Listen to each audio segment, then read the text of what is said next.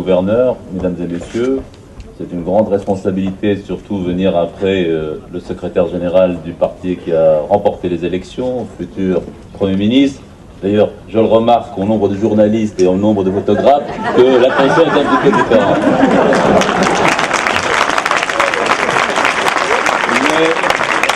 Mais après un décollage certainement réussi avec Air France, je vais essayer de vous faire un petit atterrissage en douceur avec Tunisair. C'est la spécialité de la compagnie. Alors, la première chose, mes premiers mots vont évidemment vers les coprésidents du réseau AS Voyage. Je tiens vraiment à les remercier. Les remercier, bien sûr, d'avoir choisi la destination Tunisie, ça a été dit à plusieurs reprises, parce qu'ils ne l'ont pas choisi le 15 novembre, ils ne l'ont pas choisi le 15 octobre, ils l'ont choisi au mois de février, c'est-à-dire une période où la Tunisie traversait effectivement une révolution, une véritable révolution, où les gens voulaient s'exprimer librement, et c'est ce qui a été fait. Et prendre la décision au mois de février est vraiment un acte de courage. À côté de cela, ils ont choisi la destination, et évidemment, quand on choisit la destination Tunisie, il y a un partenaire incontournable, que vous le vouliez ou pas, et c'est pas Air France, c'est Tunisair, évidemment, la première compagnie entre la France et la Tunisie.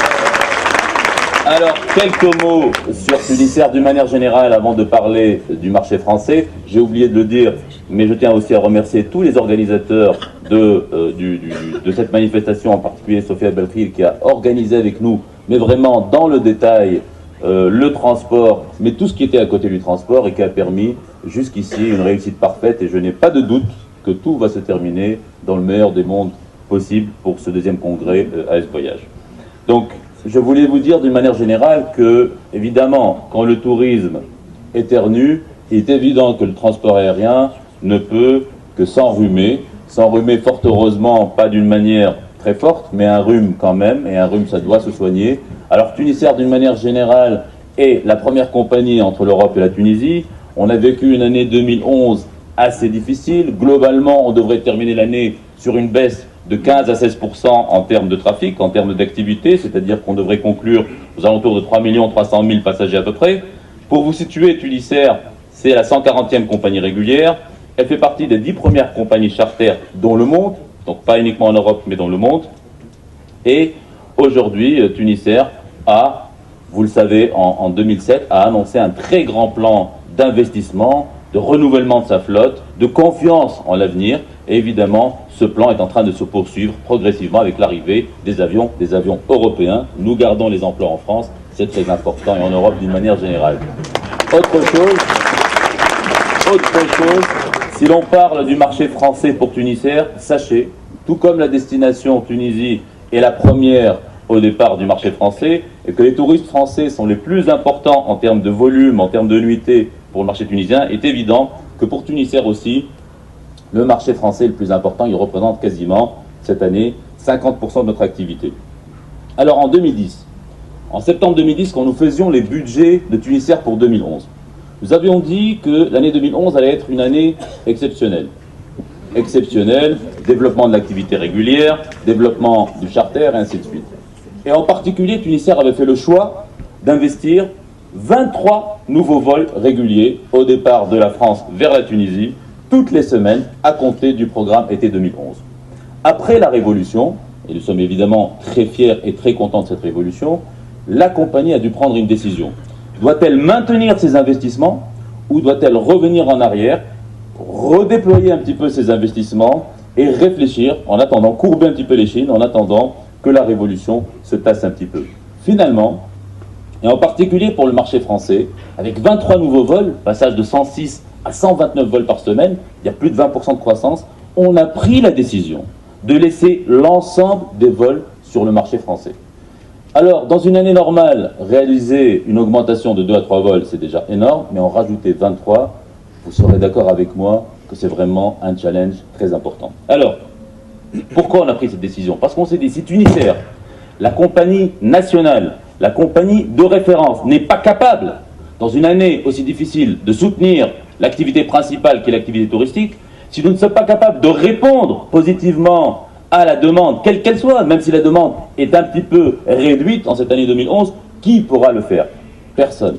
Il est évident que nous avions un devoir et une obligation morale de maintenir ces vols. Le résultat, c'est que le marché français aujourd'hui, qui représentait 42% de l'activité de la compagnie en 2010, représente 50% de l'activité globale de Tunisair.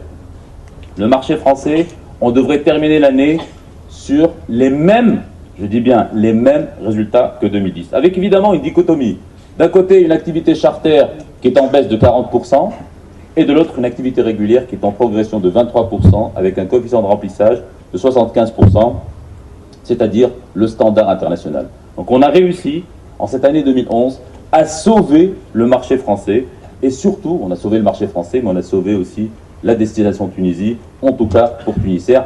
On n'a pas pu prendre et développer la destination d'une manière générale, mais on a au moins participé à sauver un petit peu les meubles, et nous sommes fiers de ces résultats. Évidemment, on ne l'a pas fait gratuitement, on l'a fait, ça a coûté cher à la compagnie, mais pour nous, ce n'est rien comparé à des gens qui se sont sacrifiés cette année pour le pays, qui ont réellement créé la révolution.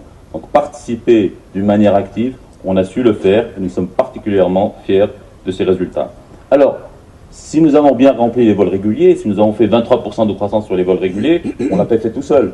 On l'a fait parce que nos partenaires nous ont fait confiance, parce que de nouveaux partenaires sont venus travailler avec nous sur les vols réguliers, en particulier, je citerai Laurent et Voyamar, mais également et surtout parce que vous, réseau, et le réseau AS Voyage est le premier réseau qui travaille avec Tunisair, a pris ses responsabilités avec nous, nous a aidés à remplir ces vols, nous a aidés à développer nos recettes, nous a aidés à améliorer nos résultats au niveau du BSP, et je vous en suis gré, je vous en suis reconnaissant, mais nous avons gagné une bataille. Nous avons gagné une bataille en 2011. La guerre n'est pas finie. Et quand je dis la guerre, je dis cela gentiment évidemment, mais l'année prochaine, ce que je peux vous demander en tant que compagnie nationale, en tant que leader entre la France et la Tunisie, nous allons poursuivre l'investissement que nous avons commencé en 2011. Nous allons augmenter encore les fréquences régulières et donc offrir à toutes les agences, AFAT et Selectour, plus de possibilités de vente. Mais nous avons besoin de vous. Vous êtes nos prescripteurs. Nous ne sommes pas toujours en contact direct avec la clientèle. C'est vous qui faites ce travail de relais. Il est très important, après ce que vous avez vu sur la Tunisie, beaucoup d'entre vous connaissent peut-être mieux que moi la Tunisie parce qu'ils l'ont visité du nord au sud. Nous comptons sur vous pour que l'année 2012 soit une année incontournable, soit l'année incontournable de la Tunisie. Il faut que le tourisme reprenne. Tout le monde en a besoin. Les hôteliers en ont besoin, les compagnies aériennes en ont besoin, les Tunisiens d'une manière en ont besoin. Ce n'est pas une question de pitié. Nous avons besoin les uns des autres.